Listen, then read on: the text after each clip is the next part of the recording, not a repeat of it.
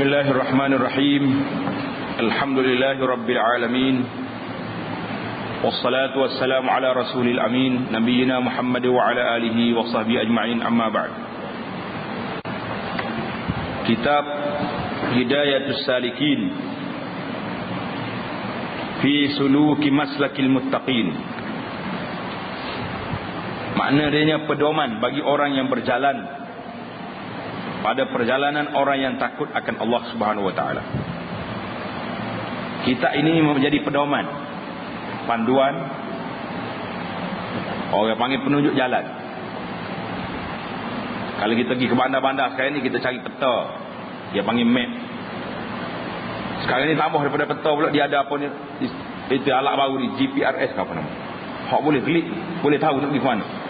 Jauh-jauh mana, jarak tinggi rendah, boleh tahu. Itu kehebatan zaman moden.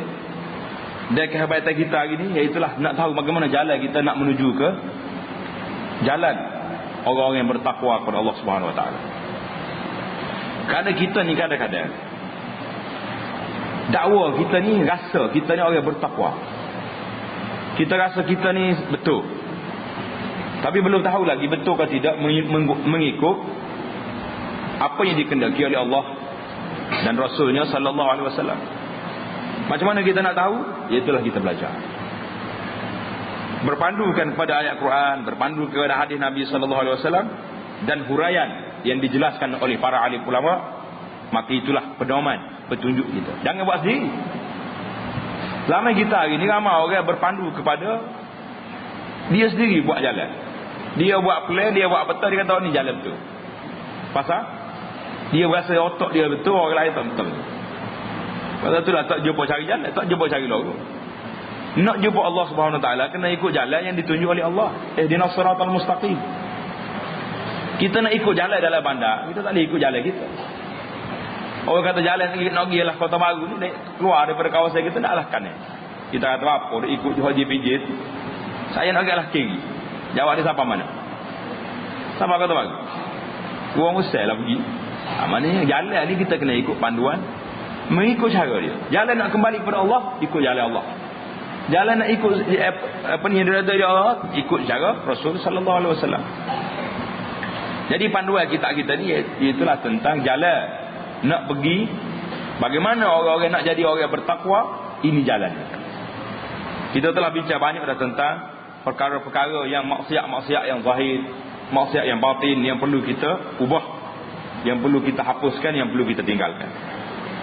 Perbincangan kita kali ini iaitulah tentang taat, ibadat-ibadat taat yang patutnya kita buat. Al-babul khamisu fi ta'atil batinah. Bermula bab yang kelima pada menyatakan segala taat yang batin, yakni ibadah yang di dalam hati. Ni payah ni. Ibadat hak batin, ibadat yang duduk dalam hati yang tidak dinampak. Tak nampak. Nak suluh tak nampak. Apa nama alat pembesar ni? Doktor Klis. Apa ni? Mikroskop. Pun tak boleh suluh juga. Sekarang ni doktor boleh suluh segala-gala. Nak tengok anak jenis apa dalam perut, lelaki ke perempuan, dia suluh boleh. Dia panggil apa namanya? Ultrasound apa? Boleh tengok. Tapi nak tengok amalan yang batin dalam ada di manusia ni, yang ada disebut dalam kitab kita ni 10 perkara. Ini cukup payah. Payah. Kecuali oleh orang yang dipilih oleh Allah SWT menjadi tidak payah. Ada juga orang Tuhan pilih. Bukan makna bila payah juga tak ada peluang dah, tak ada harapan dah kita nak jadi orang baik lah. Masih ada lagi peluang untuk kita menjadi orang yang baik. Ketahui olehmu, hai saudara kami yang menuntut akan negeri akhirat. Jadi perbincangan kita pada kali ini, kata imam, kata kita ni, perbincangan ini dituju kepada siapa? Kepada orang yang nak cari jalan akhirat. Kalau mu tak sejalan akhirat, cari jalan lain lah, cari bicara lain. Ketahui olehmu, hai saudara kami yang menuntut akan negeri akhirat. Orang yang tak menuntut akhirat, bukan tempat dia sini. Bahawa murad, apa makna murad? Maksud. Murad makna maksud, tujuan Diarti dengan taat yang batin. Maksud apa dia? Al-babul khamis fi ta'atil batinah. Apa dia maksud taat yang batin ini? Iaitu segala perangai yang kebajikan. Maknanya segala perangai baik, akhlak mulia, perbuatan yang terpuji, dan sifat yang kepujian. Itu maknanya ibadat taat yang batin ini. Maksud dia di sini apa dia? Segala kelakuan yang baik dan sifat akhlak yang terpuji. Maka itulah yang dimaksudkan dengan perkara yang perlu kita berakhlak dengan dia, berhias dengan dia. Dan murad, maksud mana murad? Murad maknanya maksud. Dengan maksiat yang batin itu, iaitu segala perangai yang kejahatan, perangai jahat. Manakala buat yang tak bodoh, segala perangai jahat, perangai tidak baik, dan sifat yang kecelaan. Segala sifat yang cela, sifat yang tidak baik, seperti yang telah lalu segala sifat yang kecelaan itu pada bab yang keempat. Pada dalam perbincangan kita bab yang keempat baru ini jelas kita telah bicara tentang sifat-sifat yang tidak baik. Bermula sifat yang kepujian itu, iaitu seperti yang disebutkan oleh Imam Al-Ghazali. Nama apa Imam Al-Ghazali? Imam Al-Ghazali nama apa? Muhammad. Mudah lupa pelajar kita ni. Muhammad bin Muhammad. Ingat 3 kali bin Muhammad. Nama dia Muhammad bin Muhammad bin Muhammad Al-Ghazali. Gelar dia, kunyah dia Abu Hamid. Payah nak ingat. Ni, kalau kita tak nak suruh mudah ingat, anak kita Isa pun nama macam kita juga. 3 kali ular dia tak senang buat dia ni. Keluarga dia saja. Jadi sifat kepujian itu iaitu seperti yang disebut oleh Imam Al-Ghazali rahimahullah dalam kitab Al-Arba'in fi Usuluddin. 10 perkara.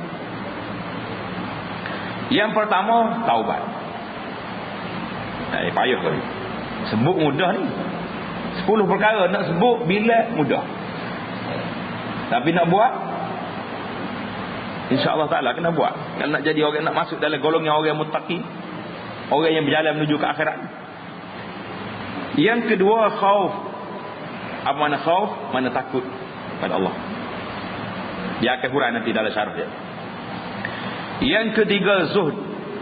Apa makna zuhud? Apa makna zuhud? Pakai baju cari. Zuhud maknanya jauhkan rasa, letak hati kita terlalu terikat dengan dunia. Yang keempat, sabar. Yang kelima, syukur. Yang keenam, ikhlas. Yang ketujuh, tawakal.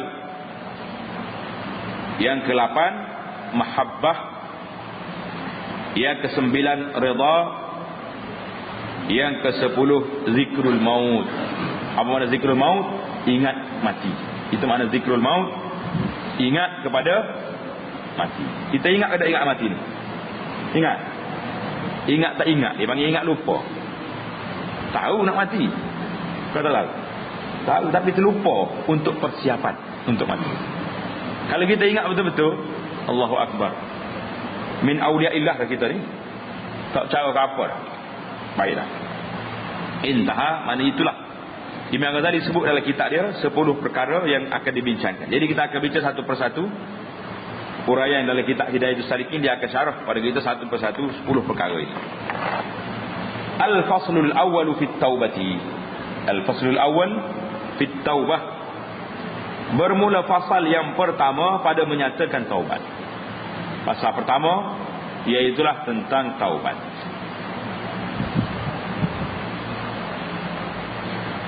Adapun taubat itu, maka iaitu permulaan jalan bagi salikin. Tanda baik-baik. Permulaan jalan bagi salikin. Berbaris itu baru dibaca. Kalau tidak tak nak baca esok, berair mata dia kata berapa bulan. Salikin apa makna? Yakni permulaan orang yang hendak menjalani kepada Allah Ta'ala. Taubat ini tahap yang pertama. Orang nak hijrah daripada dunia dia biasa kepada dunia, nak menjadi hamba Allah yang bertakwa. Mula start dengan apa dulu? dengan taubat. Kita mula dengan taubat. Dan miftah sa'adah al-muridin. Miftah sa'adah al-muridin, yakni taubat itu anak kunci bagi kemenangan segala muridin. Banyak dia guna istilah-istilah dia ni. Muridin, apa makna muridin? Muridin maksud dianya orang yang ingin kejayaan dan kemenangan akhirat. Tanda muridin maksudnya orang yang ingin kejayaan dan kemenangan di negeri akhirat. Itu makna muridin. Dan membawa ia kepada dikasihi oleh Allah Ta'ala, seperti firman Allah Ta'ala, A'udzubillahi minasyaitanirrajim, Innallaha yuhibbut tawwabin wa yuhibbul mutatahhirin. Innallaha yuhibbut tawwabin wa yuhibbul mutatahhirin. Artinya bahawa Allah Ta'ala itu kasih ia akan orang yang banyak taubat. Allah Ta'ala kasih kepada siapa?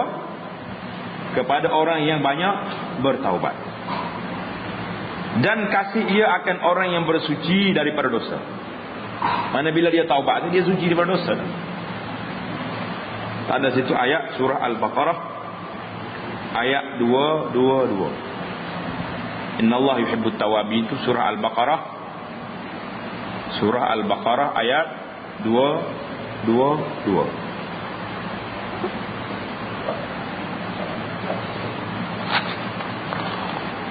Dan sabda Nabi sallallahu alaihi wasallam, At-taibu habibullah. Tanda itu boleh dalam kurung At-taibu habibullah.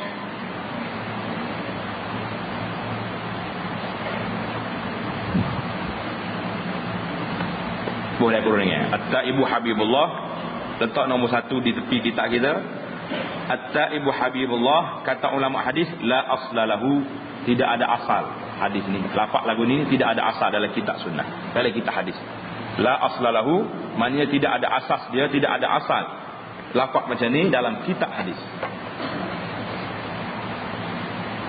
Yang adanya dalam dengan riwayat lain, kata Al-Iraqi, ada riwayat lain, innallaha yuhibbus syabbat taib. Allah Ta'ala sayang, suka kepada orang muda yang bertaubat. Allah Ta'ala sayang kepada orang muda yang bertaubat. Masa susah nak dapat orang tua bertaubat, biasalah. Biasa orang tua bertaubat sebab dia dah tua. Kalau dia tak kasi taubat lagi, orang tua nak buat apa? Nak bergalak? Tak ada masa dah. Dia suka orang dia, tak mati dia, tua-tua mengah lagi. Jadi kalau orang muda ni bertaubat, ini memang disukai oleh Allah Subhanahu Wa Taala. Kata Al-Iraqi, rawa Ibn Abi Dunya fi Taubah wa Abu Syekh fi Kitab At-Tawwab fi Kitab At-Tawwab min hadis Anas bi sanadin dhaif hasan. Inna Allah yuhibbu syab at-taib. Tanda hadis yang kedua ni, at-taibu minaz zambi kaman la zambalah. At-taibu minaz zambi kaman la zambalah.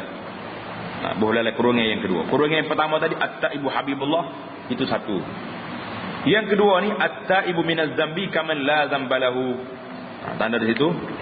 Hadis ini rawahu Ibnu Majah. Mana lafaz yang kedua ni ada dalam kitab Sunan. Rawahu Ibnu Majah. Ini juga dari riwayat Ibnu Majah, dan ianya telah dinilai hasan oleh ulama al-hadis. Darajat dia hasan. At-taibu minaz zambi kaman la zambalah. Artinya bermula orang yang taubat itu daripada dosa itu seperti orang yang tiada berdosa. Kata ni artinya bermula orang yang taubat itu kekasih Allah Ta'ala. Itu makna yang pertama, at-taibu habibullah. Maknanya bermula orang yang taubat itu kekasih Allah. At-taibu minaz zambi kaman la zambalahu, itu makna yang kedua, bermula orang yang bertaubat daripada dosa itu seperti orang yang tiada berdosa. Maknanya kalau kita bertaubat, jadi kita liquid, kita hapuskan, kita sapu dosa-dosa kita yang lepas. Syahdan, ketahui olehmu bahawa taubat itu wajib. Tanda situ, taubat itu wajib, bukan sunat. Taubat ni sunat ke wajib? Sunat. Taubat wajib. Maknanya mesti setiap orang kena buat, kena bertaubat sentiasa. Taubat itu adalah wajib atas tiap-tiap orang yang mengerjakan maksiat. Wajib atas siapa? Bila dia buat maksiat, taubat. Jangan ikut syaitan. Setengah orang ni dia kata, aku ni malu betul Tuhan, lepas taubat buat maksiat pula. Berapa kali taubat? Tak, jangan putus harap, jangan putus asa. Kita mesti bertaubat sentiasa. Hari-hari bertaubat kepada Allah SWT. Jadi wajib atas orang yang mengerjakan maksiat, dan orang yang tidak buat maksiat pun bertaubat. Dalilnya Nabi kita SAW beristighfar beratus kali setiap hari. Sedangkan Nabi lazam balah, tidak ada dosa. Nabi nak ajar pada umat dia, tak semesti kita berdosa. Kadang-kadang orang kita dia kata dia tak berdosa, tak buat apa. Itu salah. Salah. Dengan dalil wajib bertaubat bagi orang yang menjaga maksiat dengan dalil Al-Quran dan hadis Nabi sallallahu alaihi wasallam dan ijma' segala ulama. Ijma' maknanya sepakat ulama mengatakan wajib bertaubat. Seperti firman Allah Taala, "Wa tubu ila Allah jami'an ayyuhal mu'minuna la'allakum tuflihun." Ayat "Wa tubu ila Allah jami'an ayyuhal mu'minun la'allakum tuflihun", surah An-Nur. Surah An-Nur ayat 31.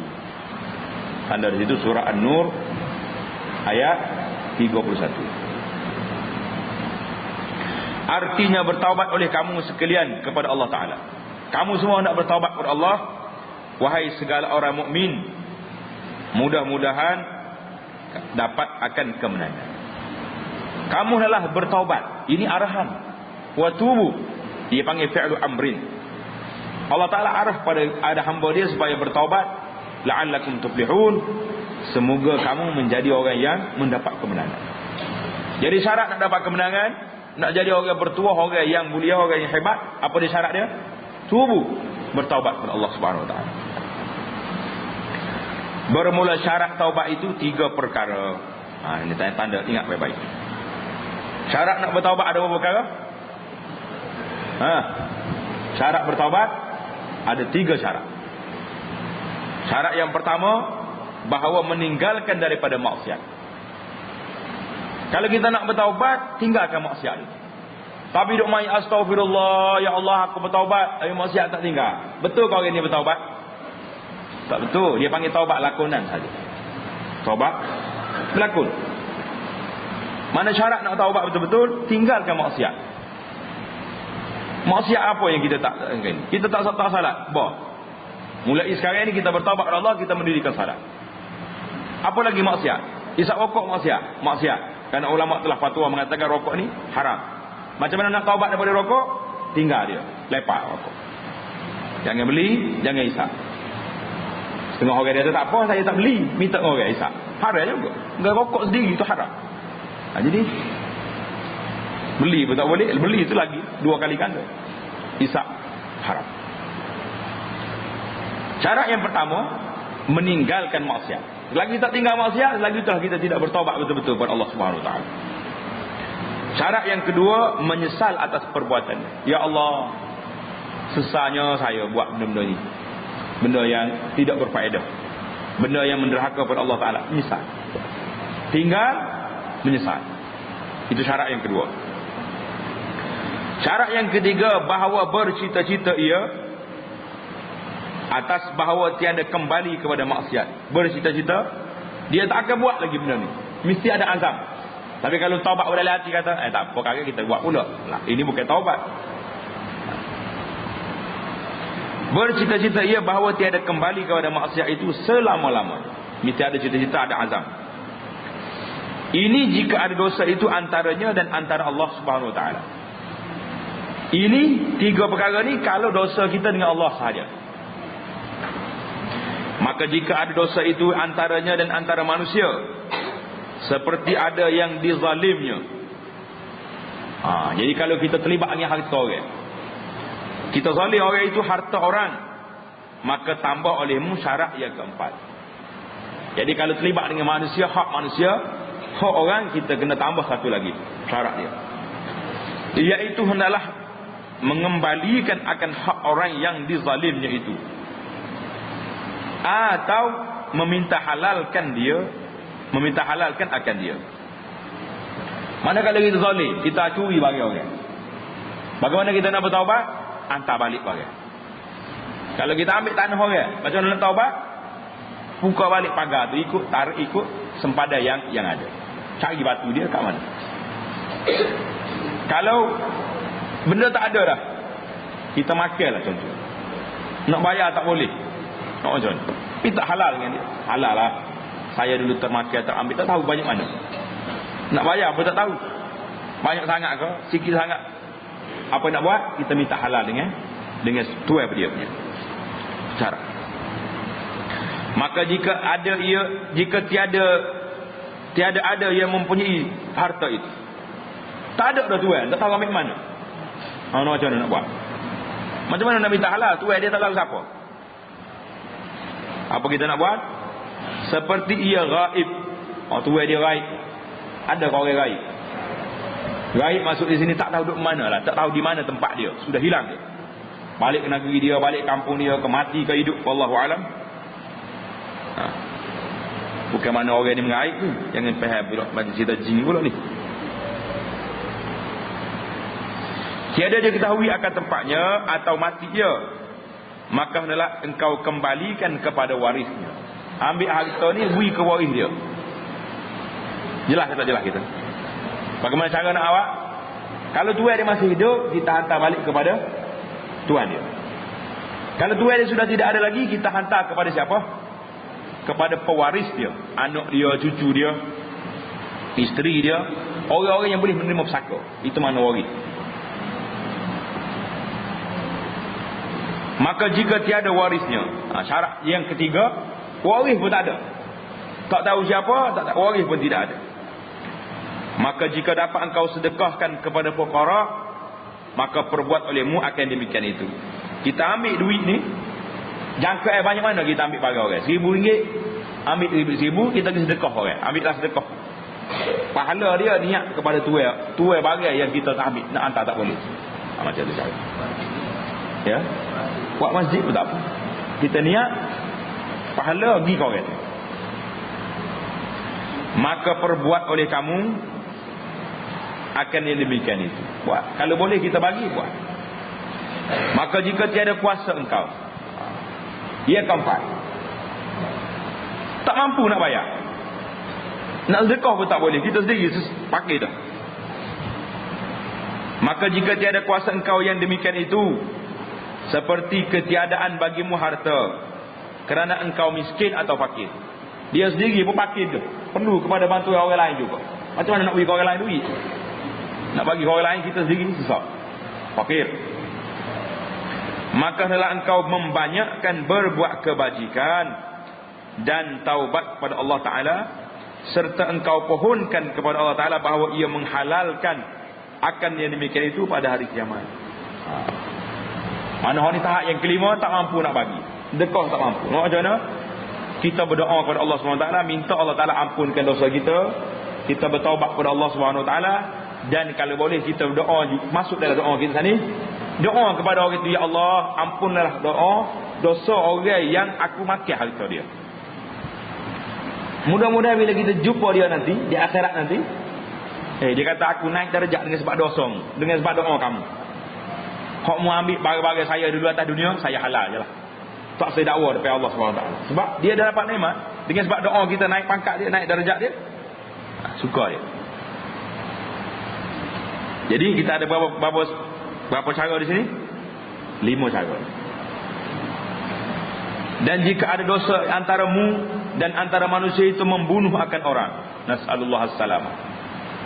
Ini cara yang seterusnya ni, kalau dosa ni terlibat dengan pembunuhan, orang ni telah bunuh orang atau telah melukakan orang, ini sama ada dia tembak atau dia dengan pedang, dengan apa ni. Jadi macam mana nak taubat? Dan jika ada dosa antaramu dan antara manusia itu membunuh akan orang atau melukakan akan orang. Macam mana cara nak buat pula ni? Membunuh atau melukakan. Boleh ke tak boleh buat? Maka hendaklah engkau serahkan dirimu itu kepada waris mereka. Kita pergi jumpa waris dia, ambillah. Saya telah bunuh bapa kamu. Apa kamu nak buat pada saya? Kalau dia kata nak balas bunuh, nak balas bunuh. Barulah terima taubat. Atau engkau minta halalkan kepadanya. Mana kita pergi minta maaf lah. Maaf lah. Saya sanggup bayar diat. Dalam Islam ni kalau dia tak saya bunuh, kita kena bayar diat dia. Bayar mana dia kena bayar? Kalau orang dibunuh orang, dia kena bayar pampasan kepada keluarga si mati itu berapa banyak? 100 ekor unta. Berapa? 100 ekor unta. Kalau kita ambil unta sekarang ni, paling murah pun 2,000 ringgit. 2,000 rial. 100 ekor unta berapa ribu? 200,000 rial, barulah selesai dosa dia. Ataupun minta maaf tu dengan keluarga dia. Maaflah saya tak mampu dah. Nak bagi seekor unta dapat 10 ekor pun tak mampu lagi. Apalagi 200 ekor unta, 100 ekor unta. Jadi minta halal. Jadi mudah-mudahan Allah Ta'ala lepaskan dosa. Maka jika tiada kuasa engkau akan demikian itu, nak pergi minta halal, nak pergi minta maaf, nak bayar dia pun tak tahu siapa. Wali si mati, tak tahu siapa. Seperti ketiadaan warisnya, maka hendaklah engkau taubat kepada Allah Ta'ala bahawa ia menghalalkan akan demikian itu pada hari kiamat. Jadi kita minta dengan Allah Ta'ala, kembali kepada Allah Ta'ala. Ya Rabbi, aku tak mahu tahu siapa. Waris dia pun tak ada, nak hubungi siapa pun tak dapat. Jadi minta maaf dengan Allah Subhanahu wa Ta'ala. Dan jika dosamu itu mengumpat akan orang, nas'alullah as-salamah. Ni dosa yang paling banyak sekali. Banyak ke sikit? Kalau duduk seorang, insya-Allah tak ngumpat orang. Tapi kalau 2, 3, 4, lagi ramai lagi banyak. Inilah makanan yang paling lazat, yang paling manis sekali, iaitu buat cara orang. Allah lazat ni, manis. Kalau dalam majlis ni tak boleh ngumpat orang. Majlis apa macam ni? Ni majlis macam pergi melawat orang mati dia kata ni. Majlis banyak. Majlis sukaria ni majlis kena upah orang. Jadi ini bahaya. Jadi macam mana nak bertaubat kalau kita sudah mengumpat orang? Memang mengumpat. Dan jika dosamu itu mengumpat akan orang atau memaki akan orang, maka hendaklah engkau meminta halal kepadanya serta engkau dustakan akan dirimu. Kita pergi minta maaf dia, ya Allah, ya sahabat saya, maaflah. Segala tuduhan, segala apa yang saya kata kepada awak dulu tak betul lah. Saya bersalah, saya buat tuduhan palsu. Kita dustakan diri kita dan kita minta maaf pada orang. Manakala kita ngumpat orang secara terang-terangan, kita kena naik atas petang pula, minta maaf secara terbuka. Apa yang saya kata kepada fulan dulu tak betul, itu fitnah belaka. Saya yang jahat. Berani kata lagi tu? Tak berani nak kata. Bukan masa ceramah tu sedap dah. Sedap kata sedap. Tanya kita kutuk orang tu tak mudah, orang takbir. Takbir dia kata. Takbir tak? Takbir lah. Lu kalau nyawa kan. Tak kena naik pula pergi naik atas petang. Saya kata minggu lepas tu tak betul. Fitnah. Ada orang takbir pula. Kau pakai kasut dia. Pakai kasut dia ni tahu minggu lepas kita tak mudah takbir. Berapi takbir. Rupanya berlawak ni. Fakta tak betul ni. Layak pekong selipar. Pada di RO ni orang pekong bus dengan selipar. Pekong dengan selipar. Arak ni tak boleh. Kalau pekong selipar tu aib, memalukan. Ada orang tanya kenapa tak lontar dengan batu, dengan kayu. Tak penting. Yang pentingnya dia nak mengaibkan, dia bukan nak mencederakan. Baiklah. Jadi macam mana nak buat? Maka hendaklah engkau minta halal kepadanya serta engkau dustakan. Salahkan. Dustakan maknanya salahkan diri kamu. Dan jika tiada dapat engkau akan demikian itu, maka hendaklah engkau taubat kepada Allah Subhanahu wa Ta'ala bahawa ia menghalalkan akademik itu pada hari kiamat. Mana lagi jumpa orang itu payah, orang ini mati dah dan sebagainya, maka kita bertaubat kepada Allah Subhanahu wa Ta'ala dan kita azam tidak akan buat lagi benda. Dan jika dosa mu itu khianat kepada isteri orang Ya Allah, nasallallahu salam wal afiyah. Dosa dia ni terlibat dengan pengkhianatan yang dia buat kepada isteri orang atau kepada anak orang, maka iaitu sangat susah. Susah tak susah? Kalau pergi minta maaf dengan suami, dia maaf lah suami, saya tersalah dengan isteri awak. Apa agak? Kapok selalu lah. Kapok tak kapok? Kecuali suami dayus. Lo ni suami tak ada kapok. Dia panggil dayus. Aman dayus? Dayus ni orang tak ada maruah. Tak ada maruah. Dia kata biasa lah. Saya pun ni orang lain. Itu main gitu. Mari tukar gitu. Jadi macam lembu kambing. Ini kita usah bicara. Orang tak ada akhlak kita bicara. Bagaimana orang nak bertaubat kalau dia terlibat dengan isteri ataupun anak orang. Maka iaitu sangat susah. Kerana jika meminta halalkan akal demikian itu, nascaya membawa kepada fitnah yang terlebih besar daripada demikian itu. Fitnah ke tak fitnah? Fitnah. Dia royak ke suami dia, saya zina dengan isteri dia. Apa jadi? Mesti suami dia akan cerai isteri dia, akan berkahwin habis anak-anak dia, huru-hara berlaku dalam satu rumah tangga. Fitnah lebih besar. Jadi macam mana kita nak buat? Maka tiada jalan akan demikian itu melainkan taubat kepada Allah Subhanahu Wa Taala, bahawa ia menghalalkan akan demikian itu pada hari kiamat. Mana kalau terlibat dengan isteri orang, nak pergi minta maaf ni beratlah sikit. Jadi macam mana nak buat? Kata kita ni, iaitulah bertaubat kepada Allah Subhanahu Wa Taala. Jangan buka aib, jangan buka rahsia. Apa yang berlaku-berlakulah. Benda yang dah lepas, kita bertaubat kepada Allah Subhanahu Wa Taala. Macam-macam orang ni, bila kita bagi penerangan tentang taubat, tentang nasihat, kembali pada Allah, dia mari mengaku pula, ustaz saya dulu macam ni. Kata saya jangan sebut. Saya tak nak dengar cerita ni. Yang saya nak saudara bertaubat kepada Allah Subhanahu Wa Taala, berjanji dengan Allah tidak akan ulangi lagi perkara tersebut. Maknanya lepas. Yang depan hari nanti tidak akan buat benda. Dia nak glamour pula pergi jumpa ustaz, saya dulu macam ni. Saya tak payah cerita.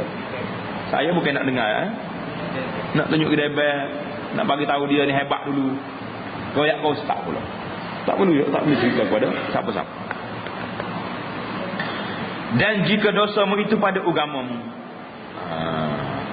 dosa dalam agama, dia di Masya Allah, kitab kita dia jelas semua. Dosa dengan Allah, dosa dengan orang, dosa dengan harta, terlibat dengan harta, terlibat dengan maruah diri. Ini yang terakhir ni, dosamu itu pada agamamu. Kalau dosa pada agama macam mana nak buat? Ada ke tak dosa dalam agama? Seperti engkau kufurkan, tanda situ. Engkau kufurkan akan orang. Mana engkau mengkafir kau orang? Kufurkan mana engkau kafir kau orang? Lo ni ada tak ada orang kafir orang? Ada, cukup ramai sekarang ni. Baru je orang tanya ustaz, saya nak kahwin dengan orang, anak orang ni, tapi nak guna wali raja, wali hakim. Sebab ayah dia tak boleh jadi wali. Kenapa tak dia jadi wali? Dia sebut lagi ni, saya pun tak nak buka rahsia tu. Berat. Mana kita tuduh orang tu kafir. Sedangkan dia masalah orang ni ada sampai peringkat fasik, tapi belum menjadi kafir. Ada peringkat orang ni asi, orang maksiat, tapi belum sampai peringkat kepada fasik yang menggugurkan hak dia. Kalau kita nak cari, nak tatabuk hari ni, nak cari apa ni, betul-betul manusia yang tidak ada dosa hari ni, jumpa ke tak jumpa? Kerana dalam syarat perkahwinan, syarat nak jadi saksi, mesti seorang itu adil. Apa makna orang adil? Orang yang tidak melakukan dosa besar dan tidak berterusan melakukan dosa kecil. Tidak berpanjangan melakukan dosa kecil. Baik. Tadi kita sebut bab rokok, contoh ni. Isap rokok dosa kecil ke besar? Dosa kecil. Haram. Tapi dia dengan istimrar, hari-hari dia isap. Bila dia istimrar, mana orang ni sentiasa buat dosa kecil, mana dia akan boleh turun tahap dia kepada orang yang tidak baik, orang yang hilang maruah dia, sama ada sama peringkat fasik atau asi. Mana orang ni sudah gugur hak nak jadi saksi. Contoh, mana kalau kita tatabuk hari ni, nak cari orang ni tak betul, orang ni tak betul, orang ni tak betul, ada orang boleh kahwin tak dunia hari? Tak cukup syarat jadi saksi tu. Tu imam honor akad nikah saya sendiri tu pula kaki rokok juga. Tu imam nikah tak sah. Sudah. Pasal itulah kita nasihat kepada muslimin dan muslimat masyarakat kita ni, jangan tasarruf, jangan terlalu gopoh menjatuhkan hukum pada orang. Fikir orang ni kafir, ini orang murtad, orang ni orang fasik. Bukan semudah itu. Kita tengok orang ni mukmin, beriman, orang semaya, orang telah melaksanakan zakat, telah melaksanakan apa ni, haji, puasa. Dari segi zahirnya dia Islam, kata Islam. Islam. Sudah Islam. Dia sudah Islam dari sudut zahirnya. Hak batin dia itu kerja Allah SWT, bukan kerja kita. Hak batin kerja siapa? Hak Allah, bukan hak kita. Jadi masalah mengkuburkan orang ni. Macam mana kalau tersalah dulu? Kita tengah semangat dulu, emosi lebih, kafir habis orang. Siapa ada seorang tu orang gila kafir dia. Maklum ni orang panggil kafir lagi. Tak boleh sebut nama lah. Kalau di kapur dia tu mana kafir, dia tu rumah dia kafir. Kihnya dia kuat doh nak kafir orang. Habis kapur tu kafir belaka. Ada ke tak ada? Ada. Kafir. Oh jerak pun ada. Berapa lagi ada? Kafir ada belaka ni gelar-gelar pasal terlalu kuat mengkafirkan orang. Jadi kalau terlibat kita dengan masalah ni, macam mana nak buat? Atau engkau bid'ahkan akan orang. Bid'ah mana kita sesak kau orang. Orang ni sesak, orang ni kufur, kita tuduh orang macam-macam. Orang tak sealiran yang kita kata macam-macam. Orang ni mujassimah lah, kata Tuhan seperti makhluk. Orang ni macam-macam tuduhan-tuduhan yang dibuat. Maka semua perbuatan-perbuatan ini mengkafir atau membid'ahkan orang ni. Atau engkau sesatkan akan dia. Kita kata orang ni sesak, maka iaitu terlebih sangat susah. Lagi susah kita nak bertaubat. Terlebih sangat susah nak bertaubat. Kata kitanya, maka tiada jalan yang demikian itu, melainkan engkau dustakan akan dirimu pada hadapan mereka itu, serta engkau minta halalkan daripada mereka itu. Mana kita kena ayat balik. Saya kata awak kafir dulu, awak kata awak fasik dulu, kata awak mubtadi' dulu, saya tarik baliklah. Saya serahkan kerja ini kepada Allah Subhanahu Wa Taala. Kerja kitanya memandang kepada zahir, hak batin diserah kepada siapa? Kepada Allah Subhanahu Wa Taala. Bukan kerja kita. Allah yatawalla sarair. Dia tahu rahsia diri orang ni, siapa dia? Allah. Kita duduk semaya suku sembahyang ni, pagi petang siang malam. Adakah kita yakin bahawa semaya kita diterima oleh Allah? Itu saya tak tahu. Sebab kadang-kadang kita ikhlas, kadang-kadang tak apa nak ikhlas juga. Jadi kita, yang pentingnya kita buat hak Allah Ta'ala suruh secara zahirnya, yang batin kita terserah kepada Allah Subhanahu Wa Ta'ala. Maka tiada jalan yang demikian itu, melainkan engkau dustakan akan dirimu pada hadapan mereka itu, serta engkau meminta halalkan daripada mereka itu. Jadi kita serah kepada Allah, kita minta maaf. Jangan terlalu gopoh, jangan terlalu keras dalam bab menghukum orang, sama ada kafir, fasik, murtad, mubtadi' dan sebagainya. Jangan mudah jatuh hukum. Ia pentingnya kita beri penjelasan dan penerangan. Perkataan macam ni, orang ni boleh jadi murtad. Kata-kata lagu ni Islam tidak sesuai, orang ni boleh jadi murtad. Tapi jangan kata dia ni murtad ni sebab dia kata tak boleh. Nak hukum atas kepala orang tokoh ni tak boleh. Kita boleh bagi tahu penjelasan perbuatan seperti ini boleh membawa kepada kufur. Beza di antara menjelaskan dengan menghukum orang. Itu dia beza. Jadi kalau apa yang terjadi, kita minta maaf balik. Dan kalau boleh kita jumpa dengan orang itu, minta maaf, saya dulu kata awak ni fasik lah, sesak lah, apa-apa. Tapi kalau dia sesak sungguh, kita kena bagi tahu ajaran dia tu sesak. Ajaran macam ni sesak. Maka jika tiada dapat engkau akan yang demikian itu, nak minta maaf tak boleh, apa kita nak buat? Maka taubat engkau kepada Allah Ta'ala, bahawa ia menghalalkan akan yang demikian itu pada hari kiamat. Jadi kita minta Allah SWT halalkan kita pada hari kiamat itu. Habislah kita. Sifat batin yang pertama yang perlu kita buat, iaitulah bertaubat pada Allah SWT dengan syarat-syarat yang tertentu. Al-faslu tsani fil khauf. Al-faslu tsani fil khauf, bermula fasa yang kedua pada menyatakan khauf. Apa dia khauf? Adapun khauf itu yakni takut kepada Allah Subhanahu Wa Taala.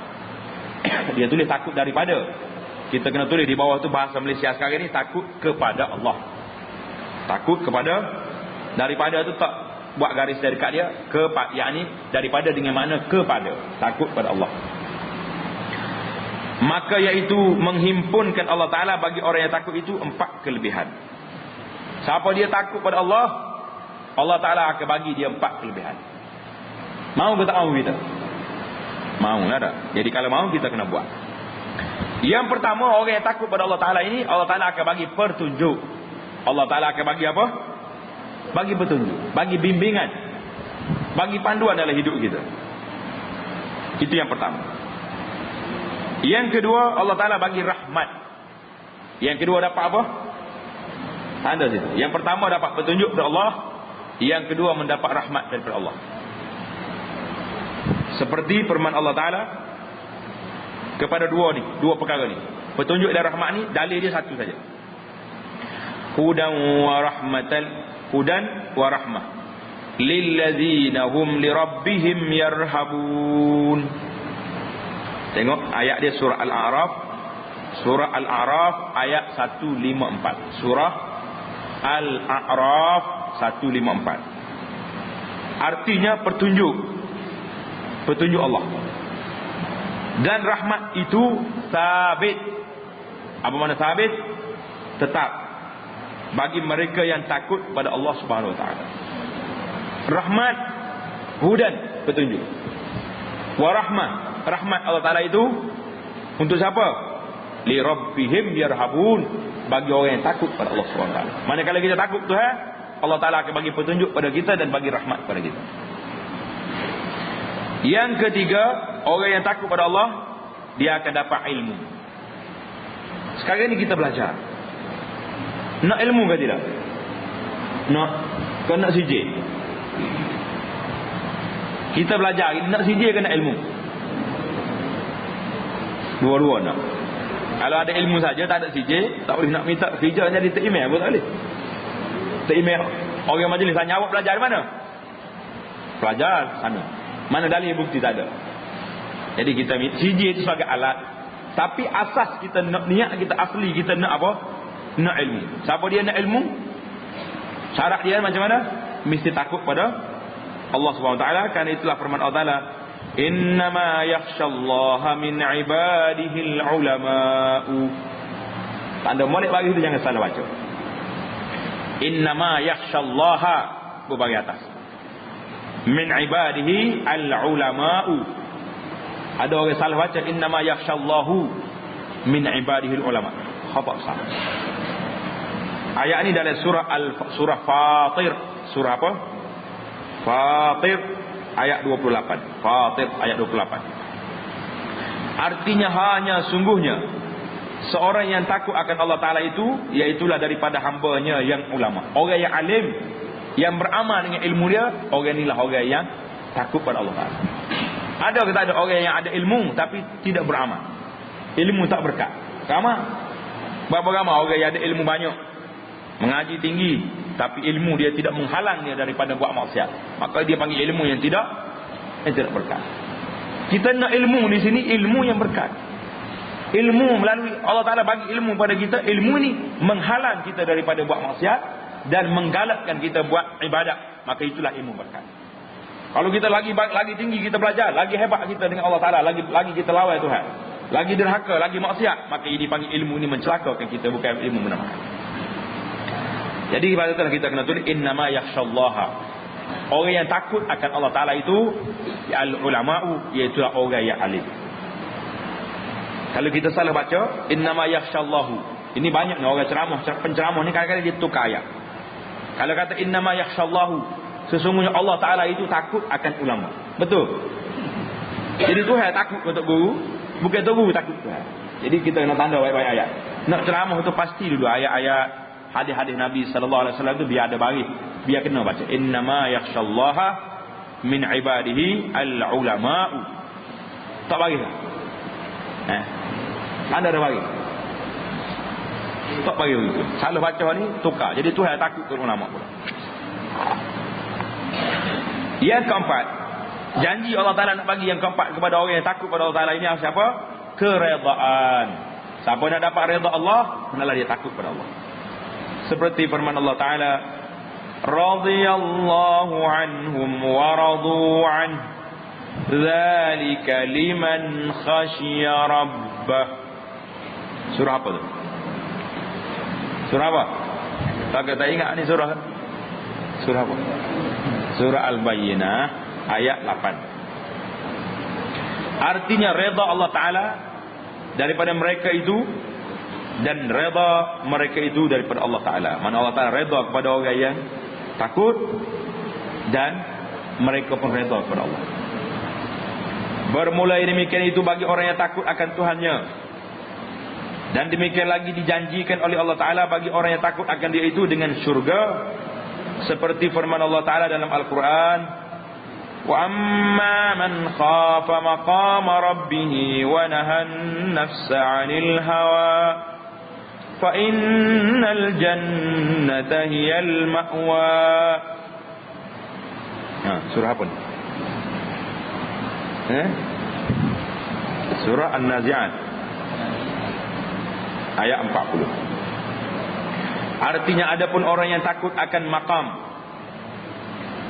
akan keagungan Tuhannya, itu mana maqam, takut tentang kedudukan Allah SWT, dan menegahkan ia akan dirinya daripada yang disukainya itu.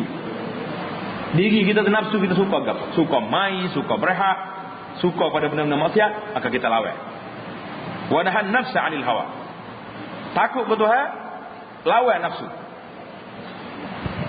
Apa dia dapat? Fa innal jannata hiyal ma'wa, maka bahawasanya syurga itu tempat kediaman. Siapa nak syurga? Dua syarat ada ayat. Apa syarat yang pertama? Takut kepada Allah Ta'ala. Syarat yang kedua, lawan nafsu daripada melakukan perbuatan yang mungkar. Dan firman Allah Ta'ala, wa liman khafa maqama rabbih jannatan. Surah Ar-Rahman ayat 46. Artinya, dan bagi orang yang takut akan makam, ketinggian kedudukan Tuhan tu, ada dua syurga. Jadi syurga ni dua Allah Ta'ala bagi kepada dia. Dihabislah kita dalam bab Al-Khawf. InsyaAllah Ta'ala kita akan sambung dalam Al-Faslu Thalith fi Az-Zuhdi. Al-Faslu Thalith fi Az-Zuhdi, InsyaAllah Ta'ala, dalam perbincangan kita ya. Subhanakallahumma wa bihamdika asyhadu an la ilaha illa anta astaghfiruka wa atubu ilaik. Wa sallallahu wa sallama wa baraka ala Muhammad wa ala alihi wa sahbihi ajma'in. Alhamdulillahirabbil alamin.